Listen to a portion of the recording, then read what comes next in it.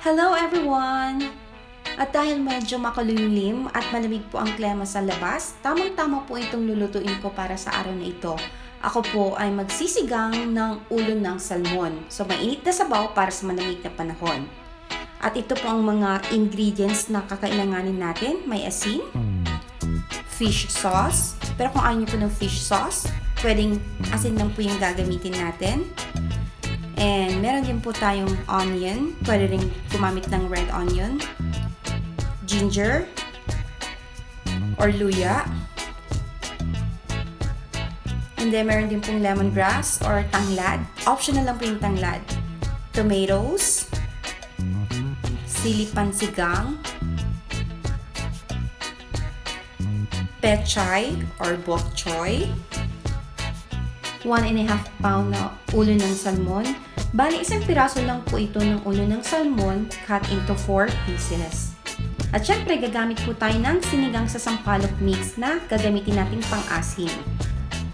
So, sa pagpapakulo ng tubig, pagsamasamahin na po natin yung ingredients like yung tanglad or lemongrass, ginger or luya, onion, and tomatoes. So, yung pong tanglad, optional lang po yun. Kung meron po kayo, mas magandang idagdag or kung wala, pwedeng kahit yung luya lang naman po. Nakakatulong lang sila para mabawasan or matanggal yung malansang amoy ng isda. So, papakulan at isisimmer lang po natin ito for 10 minutes. Then after 10 minutes, kung medyo malambot na po yung kamatis, i-mash lang po natin siya ng konti para yung katas niya humalo sa sabaw.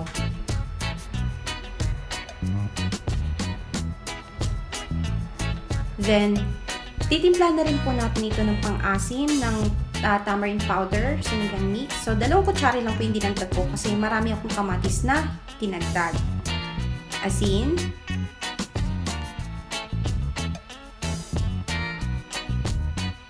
At patis or fish sauce.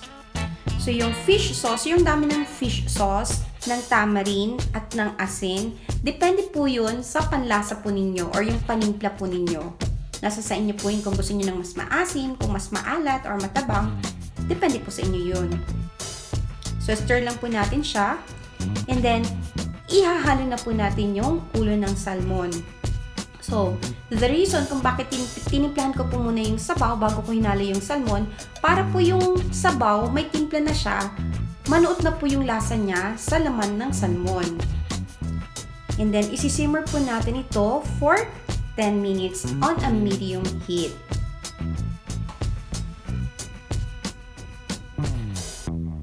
Then, after 10 minutes na masimmer yung salmon, pwede na po natin ipaibabaw or ihulog yung pechay. So, ipapaibabaw lang po natin siya. At ipapaibabaw na rin po natin yung sili pansigang. And then, isasubmerge po natin siya sa sabaw para syempre magkalasa sila. And then, pakukulo lang po natin siya and isisimmer lang po siya for 1 minute. So, tatakpan. And then, simmer for 1 minute at i-turn off na po natin yung apoy. So, heto na po at ready na ang aking sinigang na ulo ng salmon. So, naluto po siya within 25 minutes. Tamang-tama para sa panahong malamig at makulimlim. Tara, kain na po tayo!